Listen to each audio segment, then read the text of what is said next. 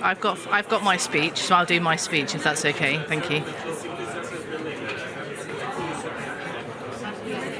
Yeah. Good afternoon, everyone, and welcome. My name is Faith Ward. I'm the Chief Responsible Investment Officer at Brunel Pension Partnership and Chair of the Institutional Investors Group on Climate Change. I'm delighted to be here today to provide the opening remarks to a session, Activating the Trillions, the critical role of finance to deliver a net zero built environment. We are aware that the built environment is one of the largest sectoral and energy footprints across the world, representing 37% of energy process-related CO2 emissions and over 34% of the energy demand globally. While real estate has increasingly embraced sustainable finance instruments and investment in retrofitting and construction of sustainable buildings, there remains a serious implementation gap between ensuring the finance reaches these projects and initiatives that will tackle the emissions in the sector and provide and ensure a more resilient built environment. According to the International Finance Corporation, green buildings represent a significant low-carbon investment opportunity, 24.7 trillion by 2030, and the deployment of these technologies that could reverse projected emissions growth from construction value chains alone could require 3.5 trillion in global investment between 2022 and 2035. Alongside addressing emissions, we must also ensure that cities we live in are resilient to the impacts of climate change. Cities are already vulnerable to the impacts of climate change, and for example, the devastating effect of climate events in 2023, where Storm Daniel washed away 25% of the city of Derna, and the Cyclone Freddy impacted 175,000 people in Mozambique. For adaptation, access to finance remains a primary challenge, and there is a significant disparity between the requirements of the funders and the financial needs of the national and subnational governments.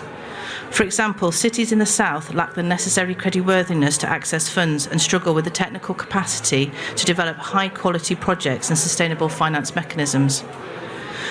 If we are to meet our net zero goals and have a resilient built environment, we will need to significantly accelerate climate action. The commitment to increase the financial flowing to the right projects and collaboration and alignment across industry and key sectors.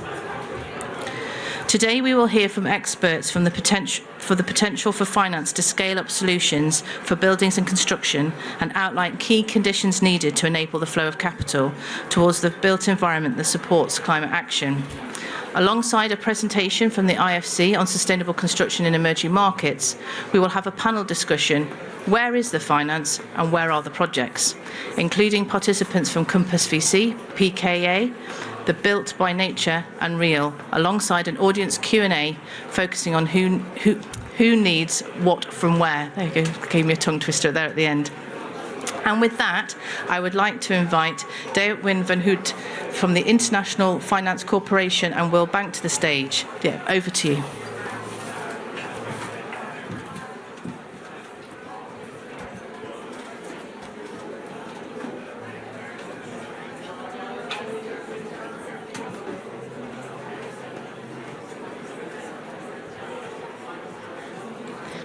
Thank you very much. It's a pleasure to be here today. I hope you can zone out everyone else. My name is Win van Hout. I'm the Senior Manager of the Climate Business Department of the International Finance Corporation, which is the private sector lending arm of the World Bank Group. So to kick off this event, I'll be presenting the findings of our recent study called Building Green, Embracing Sustainable Construction for Emerging Markets. This report speaks to the nexus of two paramount concerns in emerging markets: the imperative of taking urgent action to mitigate climate change where construction value chains are a major contributor to global emissions, and at the same time, the challenge of inclusive development. Oh dear.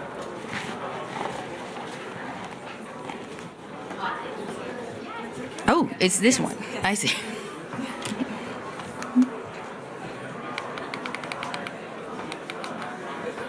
Okay.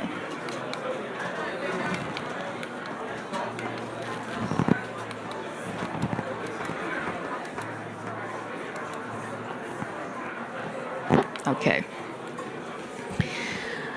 UNEP Global ABC's Global Buildings Climate Tracker indicates that the buildings and construction sector remains off track to achieve decarbonization by 2050. The GBCT shows a negative rebound since 2020 in the decarbonization of the building sector. This means that the industry must go further and achieve more. In the past, the definition of green buildings focused on operational efficiency and the related GHG emissions. This is not enough.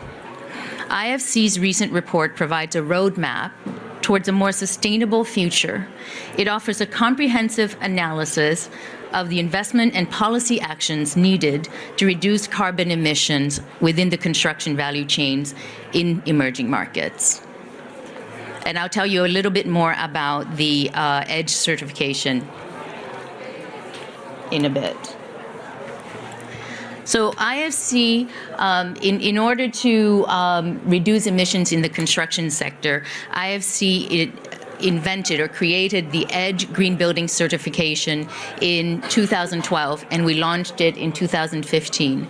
And basically, we did that because we identified a gap in emerging markets. There were existing green building certifications out there, but we felt they were very complex and very expensive and not really addressed to the needs of emerging markets, which, with the capacity that existed and the affordability issue, very few emerging markets could use the certifications that existed. So we invented EDGE Green Building Certification, which is very simple, and it focuses on 3 indicators that are very relevant for climate. One is the use of energy, and second is the use of water, and the third is measuring the carbon that's embodied in building materials. And just with those 3 indicators, we developed a system that's automated and has data sets and calculations behind the software.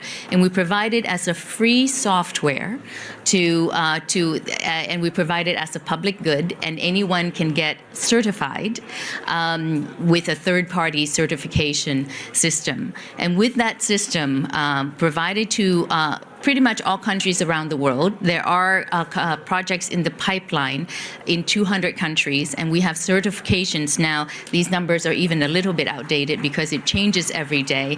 There are projects certified in over 100 countries. To date, we have, and in only 8 years, we have certified $65 billion worth of assets across all real estate asset classes, over 65 million square meters in all countries, in over 100 countries. And that when we measure that, it saves over 1.3 million tons of CO2 per year. And to give you what a sense of that, what that means, it means it's the equivalent of CO2 emissions for 250,000 cars on the road.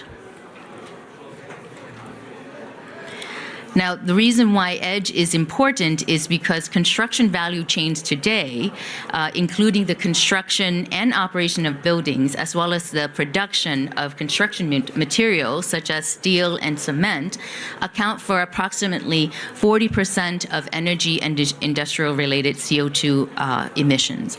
And this is a staggering number if you think about it. Worse than that, it's projected to grow even further. The built environment is expected to double by 2060. And so if we don't do something about the emissions related to the building sector today, with the continuing construction that's going on, we're going to end up locking in all this carbon and emissions for the next 40 years.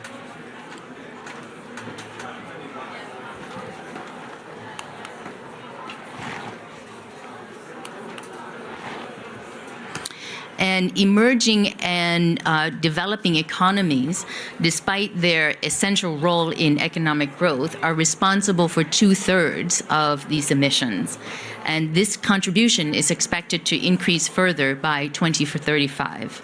And so if we're going to solve the problem, we need to address emissions in emerging markets.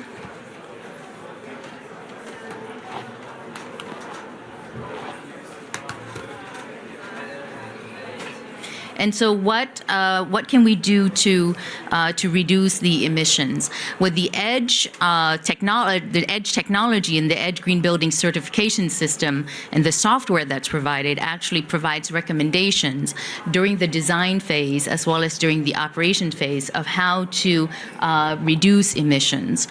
For example, you can use passive cooling techniques instead of air conditioners. You can use smaller windows with the design of the building to allow airflow. You can use smart technologies to reduce the consumption of electricity and water, and you can replace the use of fossil fuels with solar PV plus battery storage, and I've seen that implemented in many emerging markets. In fact, one of the most innovative technologies that I've seen is in Nigeria. You now have buildings covered in solar PV, and that building right now, all the solar PV, the building covered solar PV actually covers all of the operational electricity needs of the building, but they also have a battery storage system as a backup. So we need to take advantage of these technologies. At the same time, we need to find ways to decrease to find greener construction materials. So at the IFC, we were also working with industry to find greener ways of making cement, greener ways of making steel, and that's part of our industrial decarbonization suite of solutions. There are also newer technologies that are coming on board that will take longer to become bankable, but we keep supporting them. So, for example, the development of green hydrogen and carbon storage. So with that, let me turn over to the panel. Thank you very much.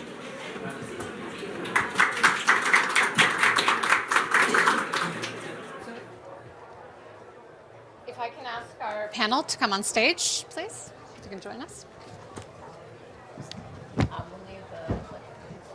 Perfect. Hello.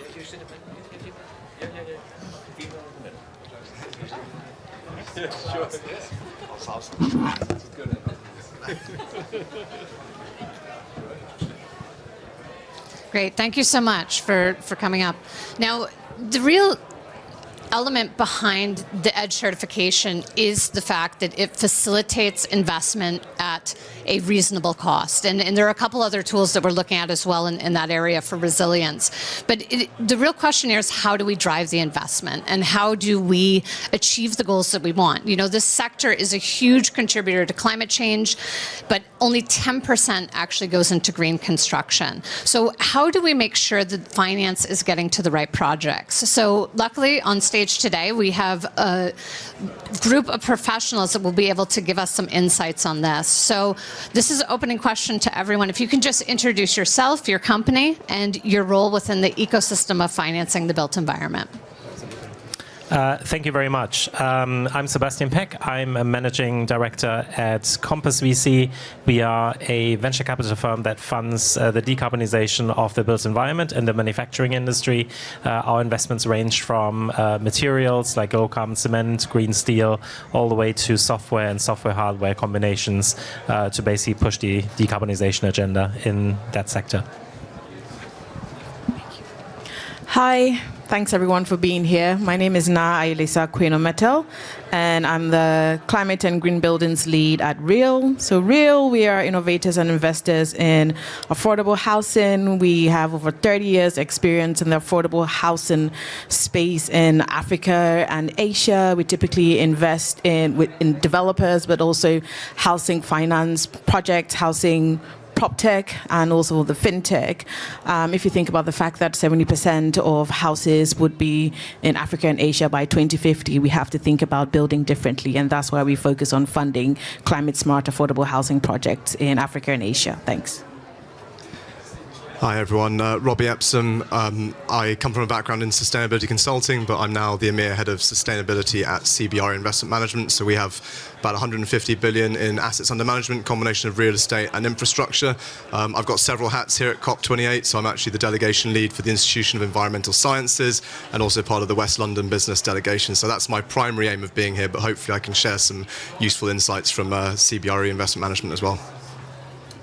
Well, and my name is John Johnson, or Jon Jonsen, if anybody can pronounce it in Danish. But I'm the CEO of PKA Pension, and PKA Pension is a labor market pension fund. We are the largest labor market pension fund in Denmark, and I see my role in this area twofold. One is that we are a big real estate owner in Denmark,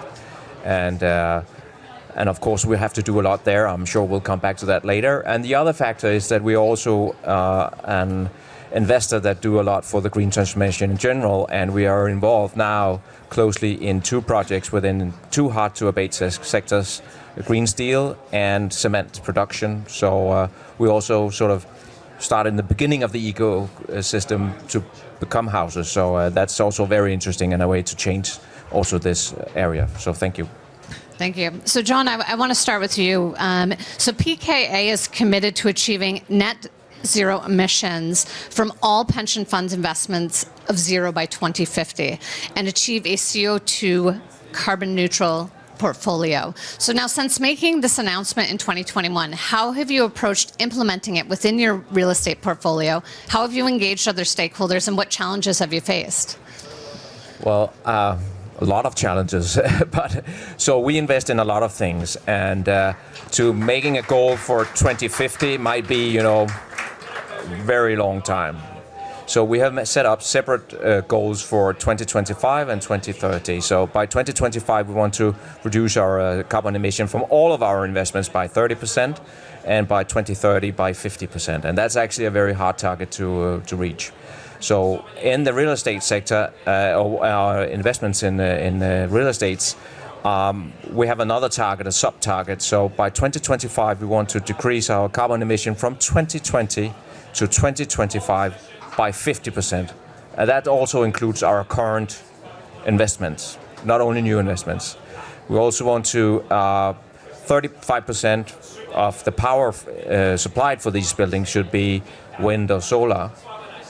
And also just a small thing, but also a big thing. I mean, 10% of all parking lots related to this should be fixed to electrical vehicles.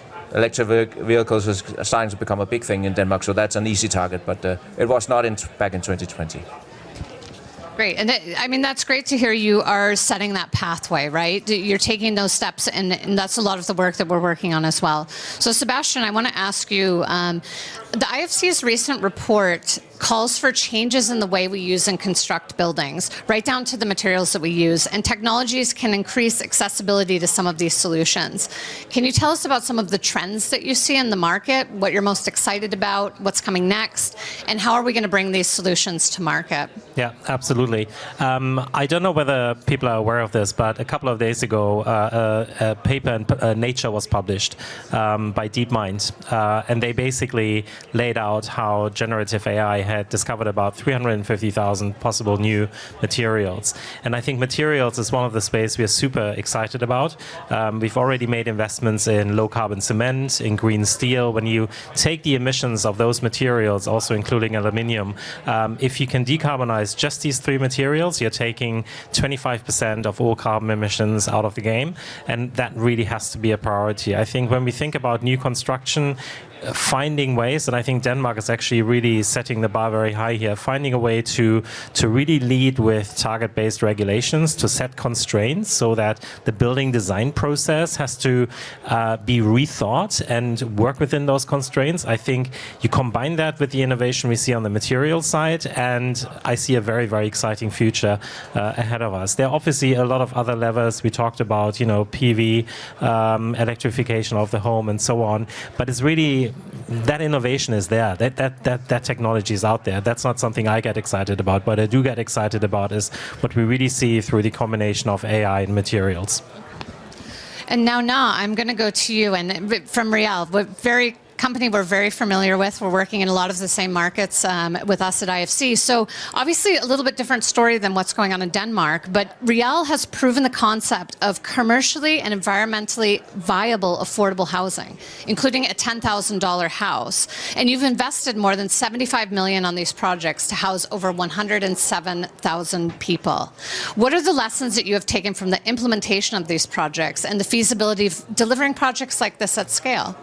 Yeah, Michelle. I think generally there have been several lessons, and I'll probably just run through three key ones. So first of all, low carbon developments are happening. At Real, we use the IFC Edge certification tool, and that has allowed us to dispel a lot of unhelpful myths that building sustainable or green has to be more expensive. I think generally our developers, our partners in different parts of Africa and Asia are beginning to understand, and there is beginning to be the need for that effective demand for building green using sustainable materials. So I think that's definitely one of the key lessons.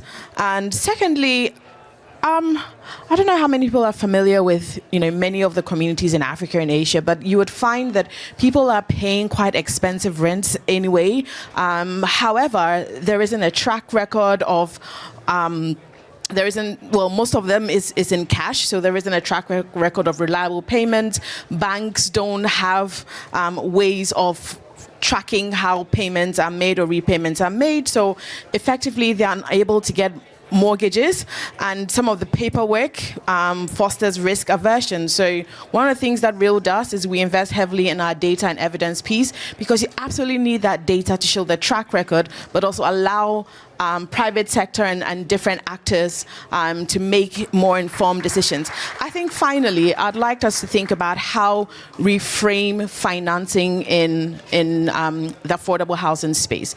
It's not about margins. We need to think more about volume. So take an example in Nigeria. A $100,000 home would probably have a margin of about 25% to 30%. Meanwhile, a $25,000 home would probably have a margin of 10 to 12%. Well, most people are focused on $100,000 homes, forgetting that 300 million of the $25,000 homes would have to be built by 2050. Is that a way we want, finance people to start thinking? Yes, let's think volume and not margin. And I guess as the panel goes, I'll share a few more of these. But yeah, I'll end that for now and here. Great. And I mean, this is also something we see with, in many markets, things like self-built housing. I mean, how do we start to finance areas like this? And with utility cost fluctuation going on, it's really important that it hits the all different classes. Now, to Robbie, I want to ask you, CBRE ranks highly in terms of ESG performance and has net zero targets that you have been working towards. How are these actions influencing your own investment strategies and supporting your clients? How do you help them achieve theirs? Yeah, I think, in terms of our own strategy, obviously we set a strategy which helps drive forwards performance, but I think we're almost, particularly in Europe anyway, and we're seeing it moving globally now, we're past the why when it comes to things like net zero and sustainability. Really, we're getting that pressure as both an issue and an opportunity from all sides of the value chain. It's coming from investors, it's coming from our occupiers, it's coming from regulators. So we're far past the why are we doing this, and we're really now starting to get on with it at scale. The theme for us in 2023 has been shifting from strategy to action. So we really are getting on site at all of our assets, particularly across EMEA, but around the world, to actually answer the question of what is it that we need to do? When do we need to do it? How much is it going to cost? What technology should we use? And so it's really changed into a very different mode to where it was before. And this is a really exciting opportunity. But as we start to get that data as to what needs to change, what's fascinating is the hesitation, because we still, despite some really great advances in things like the EU taxonomy and the SFDR, principal adverse impacts, these KPIs that we're starting to see emerge for this sort of sustainable finance sector, we're still seeing hesitancy, because even with those, we haven't got clear definitions of what the goals look like. And when you don't have a clear goal, it's very hard to assign a value to it. And so to me, that's one of the really big gaps that we're starting to focus on, and we're starting to look at who we can collaborate with to try and work that out. If we're going to spend a lot of money on an asset, real estate, infrastructure, to get it to a point that is highly efficient, that is electrified, what is that point? What does that look like in absolute terms? Not an energy performance certificate, but in absolute terms. Because when you can give the people with the money that data, that point, then they are able to get to that goal, and they know they've got there. And if they can get there, it has a value. And that's the bit which we're really looking at now. But definitely it's the strategy drives the action. I think it's exactly like you said, net zero by 2050 or sooner. It's the or sooner bit that's the focus at the moment. The 2050 is not enough, but the or sooner bit is a complicated answer. And so many people set strategies without looking at the bottom-up data. So where we are at the moment is we're looking at each portfolio and how quickly it can move. So what that or sooner bit is, so we can get that effectively contract in place with our investors and start to get that roadmap moving. Thank you. Now, one of the things we discuss often at development banks are what is it going to take to create an enabling environment? And meaning, what do we need to get placed in the market to make this successful? You know, between the banks, the regulators, and the developers. Now, public policy often sets the framework in which investors operate and shaping decision on capital allocation. And now we're seeing progress in these regulations, but it's often not sufficient. So what policy mechanisms, and this is for everyone on the panel, do you feel are necessary to activate the key financial flows that are necessary to this transition? I can go first because Denmark is in many ways a very fortunate country, and so we should set high standards and maybe also try to show how you can do it. And I think there's actually two very important things that have been done lately in Denmark. One thing is that regulators now set a maximum carbon emission per square meter of buildings. And it's actually not an easy target. It's a fairly tough target to reach, especially if you're building high-rises. You can do it in lower buildings, but in high-rises it's not an easy target. That's one thing. And the second thing is, and that's something for the world and all the world leaders here, really carbon emission tax. I mean, if we can introduce carbon emission tax, finance will find its way, everything will work out. It's the one solution that will drive everything. And actually in Denmark they have just decided that we will introduce carbon emission tax. It's maybe not a lot, but I can see already now that it is driving investments. And it's also been one of the key reasons why we started back in 2020 saying, okay, there are no carbon emission tax now. There are no rules. They are very low, the level that we have to reach. But it will be like that. And our investments are for the next 50 or 100 years. We're a pension fund. My members are in the pension fund for 60 years or 50 years, and then they get their pensions. So we can have the long view.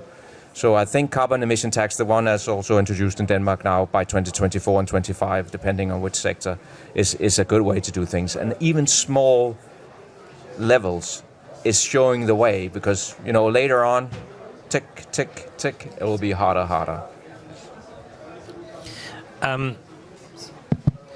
One of the challenges I see with regulation is that very often it's about being very prescriptive of how to do something. I think regulation needs to be much more outcome focused, and I think the regulation you refer to, which basically came, I think, into force at the beginning of the year, which basically says, for a new build over 1,000 square meters, your target is 12 kilograms of CO2 per square meter over a 50-year life cycle. That's a very clear-cut target. How you get there should really be a question of human ingenuity, of architectural creativity, of scientific innovation, making sure you use the right materials. It shouldn't be about telling you exactly what you have to do to achieve those goals. Another thing I would like to see is evidence-based regulation and evidence-based building codes and rules, so that you can prove something is working. It doesn't have to comply in a sort of silly way to a code, and then if you tweak something or you don't comply but it actually works, you can't use it. I think that's incredibly important. I also think that there needs to be a closer dialogue between the people who are bringing things to market and the regulator. You take the structural engineering firms, for example, who are really gatekeepers for new materials and new construction methods. There needs to be a much closer dialogue there, I think, when it comes to how regulation is drafted and what objectives are being set by regulators. Michelle, I'll add that we definitely want to see more incentives. So, for instance, tax incentives and breaks. Take a case in Kenya, there are tax incentives for builders who use edge, and likewise in Ghana, there are discounted building permits for people who want to build using green building technologies. I think governments need to do more of this, but also we need more enforceable regulations, like you've been saying, and just really ensure that people are building green. I would also talk about the need for ecosystem development.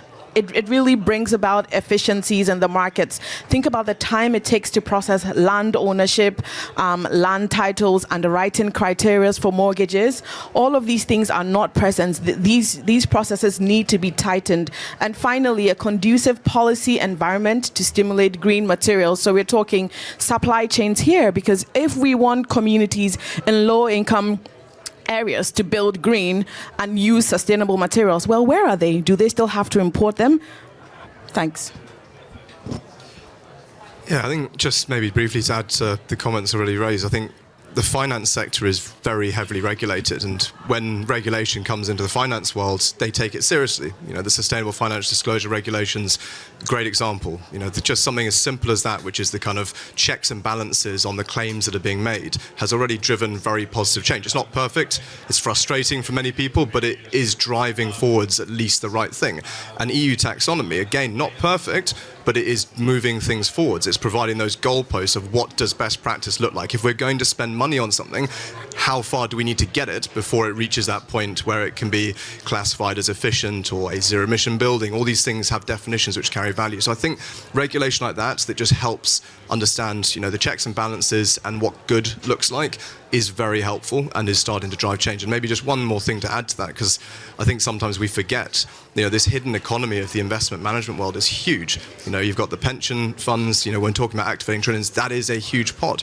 But there are a very small number of companies around the world that own literally virtual cities spread around the world. So even when you get regulation in somewhere like the European Union, the UK, that's driving that change in an organisation like CBRE Investment Management, that change transcends borders in a way that politics can't. So it's very powerful when you get something even from like the EU, because it goes to the US, it goes to Asia Pacific. And so I do think it has a place, but as to your point, it's not the only answer. It has to also be driven by innovation and change from the company. Yes, sir. Can I just add, I'm really in favor of regulation, and often, you know, when I meet my business colleagues in Denmark, they say, why are you always talking about regulation? We don't like to be regulated too much, but I really think it's important. And it's because regulation actually changes behavior. It really does. And I do think that in the part of Europe that I live in, we really have to do, you know, a lot of work here, because we have also been the part of the world that has really carbon emitted a lot. And now it's the time for us to find solutions. And if we find solutions, you know, construction materials and stuff like that, due to the regulation that we have put on, that will actually push us to do more, you know, this can be scaled to other parts of the world where it's maybe harder to do these type of investments. And this is a way to support also emerging and developing economies, is to do some of this homework in Denmark where we can afford it. I'm sure we can. I mean, we can, so we have to. That's right. And I think that, you know, there's, like you said, there's always the risk that the regulation could get harsher as well as we go. But I want to ask a follow-up question to you, Na. And we work in a lot of similar markets, right? And there, in many cases, recently when I was in Central Asia, some of the countries will have quite strict regulations, but they lack enforcement, and they lack any sort of ability to actually interpret, or the professionals on the ground to deliver these skills. How do you work in that sort of context to get past the fact that the regulation may not actually be binding? Michelle, that's a really interesting question, and I think it's been a real challenge. We do a lot of policy work and advocacy, and we work through the green building councils in the different regions, and we do a lot of community outreach through our partners, because we think that it's really important to implement local solutions for local people. I think that's really how you get some of these solutions through. But yeah, it's not been easy. It's not been straightforward. We keep pressing on, and I think that's why we need the finance to flow. A lot of grant financing and patient capital is needed to push some of these solutions through. If you think about it, these are developing economies, so there will be a lag in the solution phase, and I think that kind of patience is needed. Absolutely. Now, one question I want to ask to John. We know that one way to demonstrate readiness ahead of these regulations. And one way to do that is through things like the Race to Zero or initiatives like the Paris-aligned asset owners and Net Zero Asset Owners Alliances. Now, combined, these initiatives have more than 68 trillion in assets committed to net zero. Now, given this, are you seeing a shift in the conversation to recognizing the opportunity for risk mitigation, value creation, or reputation? So it's me, yeah. Sorry. No worries. Sure, I see. I mean, if we see what's been done in IIGCC, GFANZ, Net Zero Asset Owner Alliance, and all these alliances, for sure. I mean, these are places where sort of we make transition globally. But sometimes I find that is a very, very big and sort of the perfect solution. And I think the perfect should not stop the pretty good solution or even the good solution or not so good, but just some solution. So I think it's a tough job. I think if we look into like IIGCC and some of the work we do to make transition plans and follow up and the Climate Action 100+, where you sort of engage with some of the biggest emitters in the world and so on, which is also the harder bait sector like steel and cement and so on. I mean, this is very important work, but it's sort of the fundamental groundwork, and it works slowly, but it's super, super important because it's important for us when we have to build our new real estate in Denmark and fund it. But it is a tough and long work. So I'm a lot more focused what I can do, and I can do a lot in Denmark because we have actually the funds to do it. So I just push on both ways. GFANZ, IIGCC, and all the rest, and of course what I can do myself. And these are great because they provide case studies that we can then use for the rest of the globe. Now, for everyone who's on the panel, I just want to ask for one action from another stakeholder that you believe would better enable the flows of finance to the right projects. What would you do to improve the sector? So I think when I think about my industry, the venture capital industry, 5 years ago, I wouldn't sit here, I wouldn't be here. So our industry is really changing. We are starting to really build interfaces with the public policy sector, with a whole range of other stakeholders. So we become much, much more interdisciplinary in our approach. And one of the challenges we have, and one of the asks for regulators that I have, is find a way to work with us and to create interfaces with, the startup world, with not the established investors where that is already in place and where the resources are in place to do government engagement, but really do it with, those who are filling the top funnel in the innovation game, right? Who are really investing in early stage companies. If I had to pick up the phone today to the European Union to talk about the EU taxonomy, I don't have a ready number. I now have someone who is helping me to develop that interface, but it's really something that I wish, where we would make more progress and where we had more ready, people or interfaces to talk to. That's my big ask. I would say at Real, we're continuing to use our blended finance approach to fund more climate-smart, affordable housing. One of the things we have recently developed is an innovative financing tool called the Green Affordable Housing Finance, piloting that in Kenya, and that's leveraging guarantees to local banks for both construction lending and mortgage finance. So essentially doing a lot of the ecosystem development, technical assistance work, working with developers, leveraging the IFC Edge tool. So again, promoting the uptake and acceptance of green building technologies, and just really using the catalytic use of impact finance. And I think what I'd probably ask my esteemed panel members is, we need the DFI funds to, I get a thumbs up already because he knows what I'm saying. We need you to finance, genuinely catalytic investments and, tools like GAF and several other tools that other enablers and implementers are putting out there would really go a long way. I might steal two, if that's okay, because I think one's almost a comeback on some of the earlier points around, the regulation and the sort of the enforcement piece. And I think with regulators, we just need to make sure that they are not too harsh in those sort of transitional learning phases, because otherwise it creates hesitation. So we want to see transition periods where new things that do come in, there's a little bit of a year or two as people are learning, because you don't want that thing of, perfect being the enemy of, perfect being the enemy of good, because I think you want to make progress. You want to encourage. You don't want to scare the market. You scare the market and they hesitate. And we saw that with things like SFDR. Everyone pulled back, which is good to some extent, but we just want to make sure that it's done in a way which encourages. So I think that's one on the regulator side. But the big one, and it comes back to, I guess, the earlier points I made, is the valuers. The valuers are, in my view, creating hesitation because they've not got a consistent framework for assessing value when it comes to transition to net zero. And that's not their fault. It's a very tough one to solve, but some collaboration there amongst the valuation community, engaging where possible, because obviously it's a difficult one, there's lots of conflicts of interest to manage, would really help, because there's hesitancy there on the nervousness around the ESG capex risk, but also around, when you're going to, is it about brown discount, is it about added value, are they going to punish people that don't know what that capex risk looks like? So just the valuation community could have a real role in unsticking this, if I were to make one call. Okay, it's a tough one to follow up. I'll have two views. One is, I think we should regulate it harder, at least where I live, because we will manage. I'm sure we'll find a way through.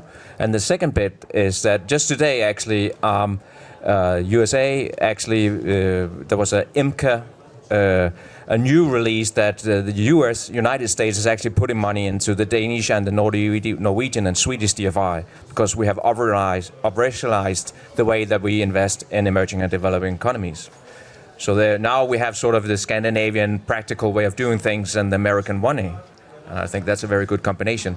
Actually, if you don't know, we are the owner of Lake Turkana, the big wind farm there. We're part of the owners there and sponsors of building that. And it's a very good investment. And we need more of that, because that's also part of housing. It's power. So I promise we will do more. Yeah. Great. And I would also just add one thing, and in a term of a call to governments, right? We need the support with these funds of concessional finance. Really, that allows us for new and emerging markets to transfer the savings and transition those markets in a way that they will be able to afford the new technologies and prove the business case on the ground. So one of those, the UK Department of Energy Security and Net Zero funds a program called MAGIC, which is the market accelerator for green building and construction. So if you're interested in learning a bit more about concessional finance programs and how successful they are and how they work to transform markets, I would definitely point you towards that program.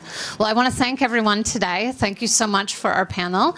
And thank you again. Have a good day. Thank you. Thanks, everyone.